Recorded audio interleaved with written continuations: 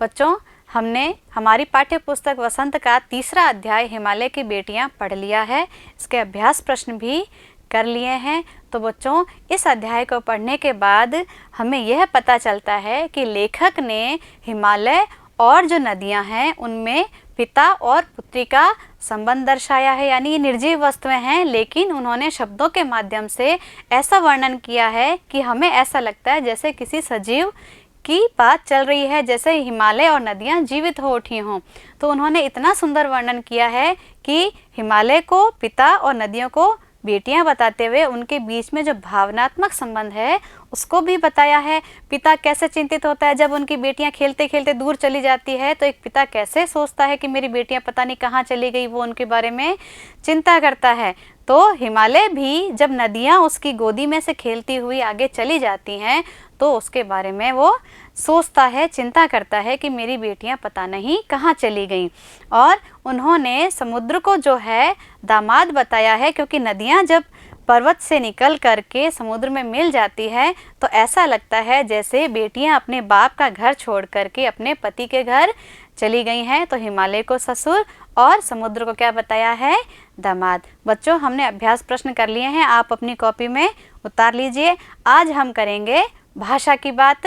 देखिए, शुरू करते हैं। भाषा की बात में हमारा पहला प्रश्न है, अपनी बात कहते हुए लेखक ने अनेक समानताएं प्रस्तुत की हैं। जैसे हिमालय को पिता बता दिया, नदियों को बेटियां बता दिया, सतलुज को बहन बता दिया। इस तरह से समानताएं बताई हैं। ऐसी तुलना से अर्थ अधिक स्पष्ट एवं सुंदर बन जाता है। उदाहरण के तौर पर देखिए, जैसे पहला है, संभ्रांत महिला की भांति वे प्रतीत होती थी। यानी किसके बारे में कहा गया है? नदियों के बारे में कहा गया है कि वे बहुत ही शांत महिला की तरह दिखती हैं जब वो समतल मैदानों में चली जाती हैं। माँ और दादी मौसी और मामी की गोद की तरह उनकी धारा में डुबकियां लगाया करता। यानी कि लेखक कहता है कि जब मैं इन नदियों में डुबकियां लगाता हूँ तो मुझे ऐसा लगता है जैसे मैं मेरी माँ, दादी, मौसी और मामी की गोद में खेल रहा हूँ। तो इससे इसका अर्थ जो है बहुत ही सुंदर लगता है। अन्य पाठों से ऐसे 5 तुलनात्मक प्रयोग निकाल कर कक्षा में सुनाइए और उन सुंदर प्रयोगों को कॉपी में भी लिखिए। देखो बच्चों, 5 जो है वाक्य मैंने यहाँ लिख रखे हैं, आप अपनी कॉपी में उतार लीजिए। मैं पढ़ लेती हूँ। लाल किरण सी चोंच खोल चुगते तारक अनार के दाने। दूसरा देखो, उन्होंने संदूक खोलकर एक चमकती सी चीज निकाली। तीसरा, सागर की हिलोरों की भांति उसका यह मादक स्वर गली भर के मकानों में उस ओर तक लहराता हुआ पहुँचता और खिलौने वाला आगे बढ़ जाता है। चौथा देखो, इन्हें देखकर तो ऐसा लग रहा है मानो बहुत सी छोटी छोटी बालूशाही रख दी गई हो। पांचवा, मेरी आंखों के सामने शीत किरणों के समान स्वच्छ शीतल सी धुंधली छाया नाच उठती। इन वाक्यों को बच्चों अपनी कॉपी में उतार लीजिए। अगला प्रश्न देखिए भाषा की बात का। निर्जीव वस्तुओं को मानव संबंधी नाम देने से निर्जीव वस्तुएं भी मानो जीवित हो उठती हैं। लेखक ने इस पाठ में कई स्थानों पर ऐसे प्रयोग किए हैं, जैसे परंतु इस बार जब मैं हिमालय के कंधे पर चढ़ा तो वे कुछ और रूप में सामने थीं।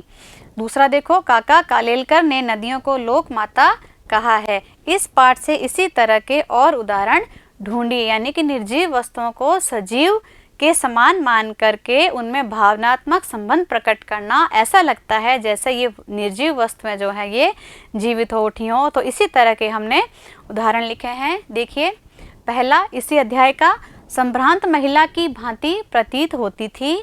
दूसरा, इनका उछलना और कूदना, खिलखिलाकर हंसते जाना, इनकी भावभंगी यह उल्लास कहाँ गायब हो जाता है।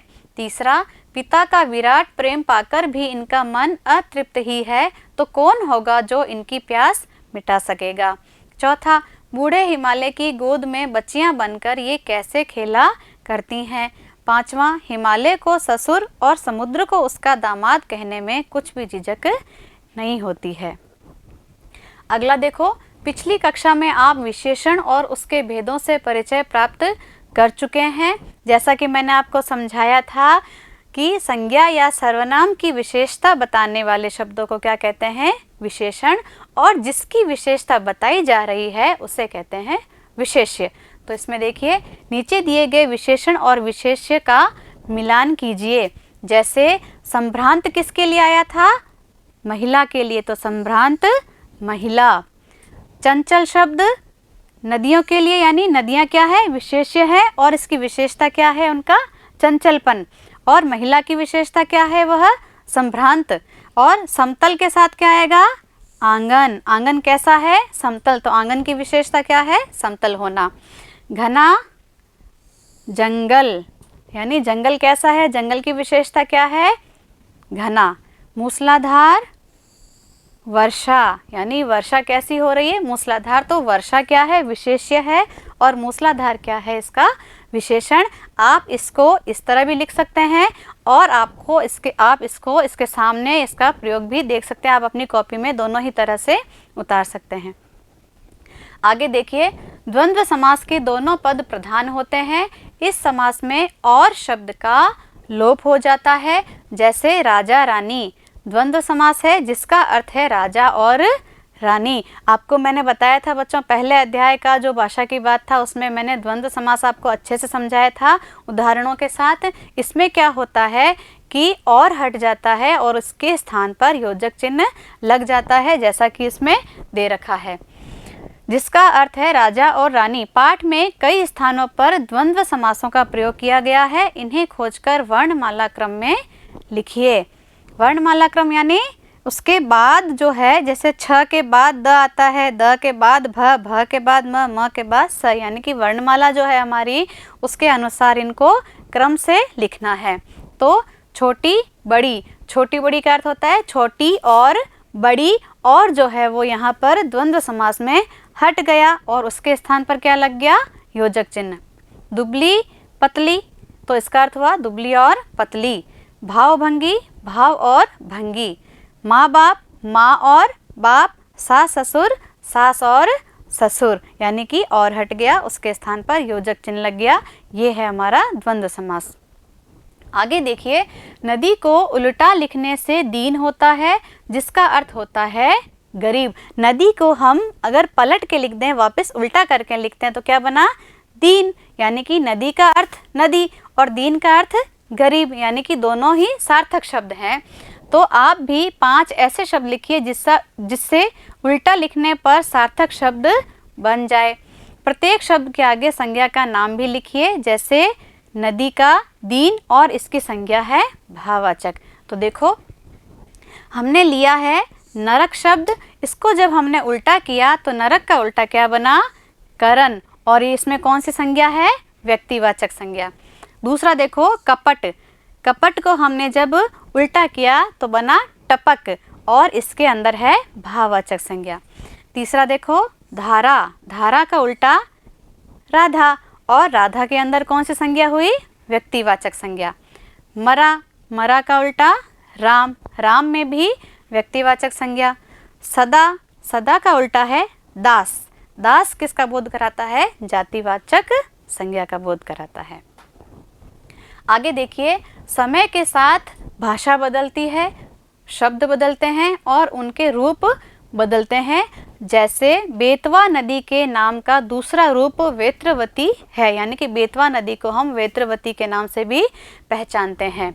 नीचे दिए गए शब्दों में से ढूंढकर इन नामों के अन्य रूप लिखिए, यानी कि इनको हमें मिलाना है कि किस नाम को पहले किस नाम से बुलाते थे या किस नाम को किसी और नाम से भी जाना जाता है। तो देखिए, सतलुज को हम शतद्रुम के नाम से भी जानते हैं और रोपड़ को रूपपुर, झेलम को वितस्ता, चिनाब को विपाशा, अजमेर को अजयमेरु, बनारस को वाराणसी, यानी कि हम इनको दोनों ही रूपों में पहचानते हैं।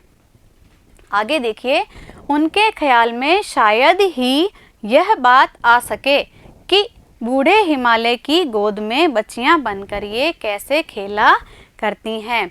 उपर्युक्त पंक्ति में ही के प्रयोग की ओर ध्यान दीजिए। अब इसमें देखो, जो ही शब्द आया है यह वाक्य नकारात्मक अर्थ दे रहा है, यानी कि जब हमने इसके वाक्य को पढ़ा, उनके ख्याल में शायद ही यह बात आ सके, यानी कि शायद ही, यानी इसमें नकारात्मक भाव है, यानी उनके ख्याल में शायद यह बात नहीं आए।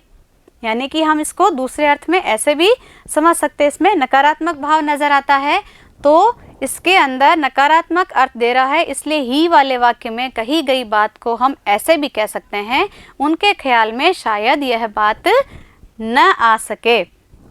इसी प्रकार नकारात्मक प्रश्नवाचक वाक्य कई बार नहीं के अर्थ में इस्तेमाल नहीं होते हैं, उसमें नहीं का प्रयोग तो होता है, लेकिन जब हम उसका अर्थ देखते हैं तो उसमें नहीं का कोई भी अस्तित्व नहीं होता है। जैसे महात्मा गांधी को कौन नहीं जानता, अब इसमें नहीं तो आया है, लेकिन इस नहीं का अर्थ क्या है?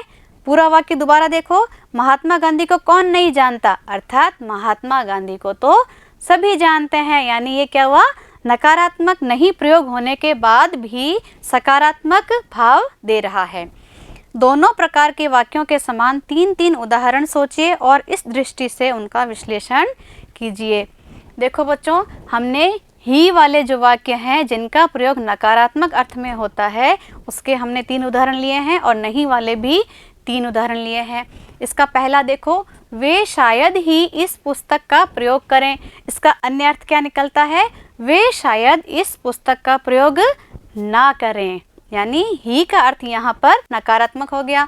दूसरा देखो, बच्चे शायद ही विद्यालय जाएं, यानी कि इसमें तय नहीं है कि बच्चे विद्यालय जाएंगे।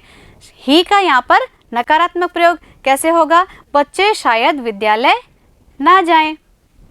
तीसरा देखो, वह शायद ही अपना अपराध स्वीकार करेगा, तो इसका अर्थ क्या निकलेगा? वह शायद अपना अपराध स्वीकार नहीं करेगा, यानी ही का अर्थ हमने क्या लिया यहाँ पर? नकारात्मक का भाव लिया है। दूसरा देखो, नहीं वाले वाक्य हैं लेकिन नहीं के प्रयोग में नहीं आ रहे हैं। देखो जैसे चंद्रशेखर आज़ाद को कौन नहीं जानता, अर्थात चंद्रशेखर आज़ाद को सब जानते हैं। सच्चे मित्र का महत्व कौन नहीं जानता, तो इसका भी अर्थ सकारात्मक आ रहा है कि सच्चे मित्र का महत्व सभी को पता है। वनों से होने वाले लाभ कौन नहीं जानता, वनों से होने वाले लाभ तो सभी जानते हैं।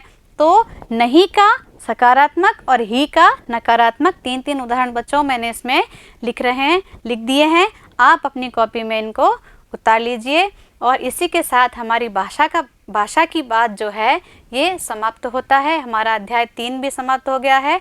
मैं आपसे अगले अध्याय में अगले वीडियो में मिलती हूँ। तब तक के लिए आपसे विदा लेती हूँ। धन्यवाद।